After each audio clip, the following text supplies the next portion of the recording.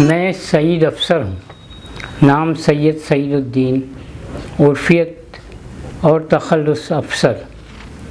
چونکہ قاضی خاندان سے متعلق ہوں اس لیے قاضی بھی کہلاتا ہوں، حالانکہ ہوں نہیں۔ اس طرح میرا قلمی نام قاضی سعید افسر ہوا۔ میرے والد صاحب جناب سید معین الدین قاضی محکمہ جنگلات یعنی فارسٹ ڈپارٹمنٹ میں ملازم تھے۔ جب وہ مدھیہ پردیش کے ایک مقام کھڑکیا ڈپو میں تھے تو 26 مارچ 1941 کو میری ولادت ہوئی۔ اس طرح پیدائشی وطن مدھیہ پردیش اور آبائی وطن اچل پور، ضلع امراوتی، مہاراشٹر ہے۔ لیکن تقریباً پورے 50 برسوں سے میرا قیام بمبئی میں ہے۔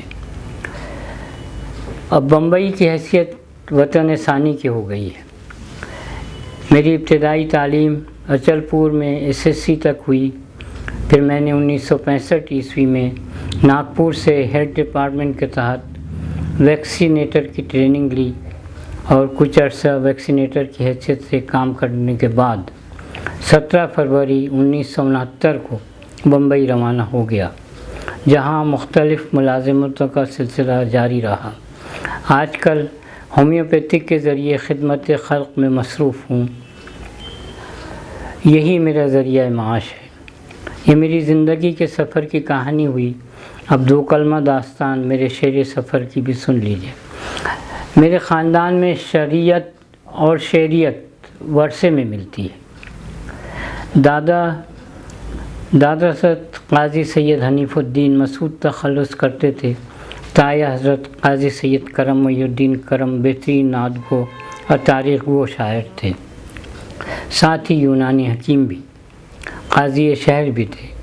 ان کی جگہ اب میرے چھوٹے بھائی قاضی سید غیاث الدین، جو ایک ریٹائرڈ ہائی اسکول ٹیچر ہیں، اب دارالقضا کی ذمہ داریاں سنبھالے ہوئے ہیں۔ میرے والد صاحب معین تخلص کرتے تھے۔ بہت کم کلام کہا، لیکن اقبال کے کلام کے مداح اور حافظ تھے۔ انہیں اقبال کی طویل نظمیں ازبر یاد تھیں۔ ہم لوگ ہر لحظہ ہے مومن کے نئی شان نئی آن سن کر بڑے ہوئے ہیں۔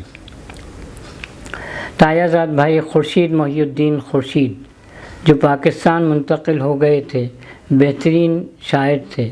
کئی مجموعہ کلام شائع ہو کر داد تحسین حاصل کر چکے ہیں۔ ایک اور تایا زاد بھائی مشتاق نقوی بھی غزل کے بہترین شاعر تھے۔ ایک وقت میں ہمارے خاندان میں 4 شاعر حیات تھے۔ میں نے ایک قطعہ میں کہا ہے کہ ہوا بیت مسعود پر فضل داور، ہوا بیت مسعود پر فضل داور، ستون ادب 4 بخشے برابر، ہے چاروں طرف دھوم ان شاعروں کی، کرم اور خورشید مشتاق و افسر۔ 1980 میں میری شادی آکولہ میں ہوئی۔ میرا عقد والد گرامی کے انتخاب کے تحت ہوا۔ ان سے 3 بیٹیاں ہوئیں، تینوں MA BEd ہیں۔ 7 فروری 2017 کا دن میری زندگی کا تاریک ترین دن تھا۔ اس دن میری شریک زندگی، میری ہمسفر اس دنیا سے رخصت ہو گئیں۔ اب زندگی کا باقی سفر ماضی کی یادوں میں تنہا گزار رہا ہوں۔ میرے پاس تعلیمی ڈگریوں کی قطار نہیں ہے، نہ ہی مطبوعات زیادہ ہیں۔ طبع شدہ کلام ایک مجموعہ کلام ہے جو شکیل اعجاز کی کوششوں اور اردو کونسل کے مالی تعاون سے شائع ہوا ہے۔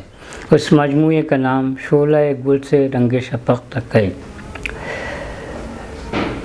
مجھے 2018 میں ودربھ ویلفیئر ایسوسی ایشن کی جانب سے ابراہیم شرار ادبی ایوارڈ سے نوازا گیا۔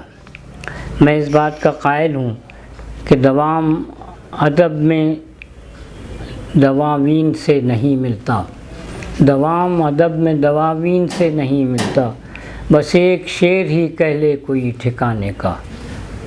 وآخر دعوانا الحمدللہ۔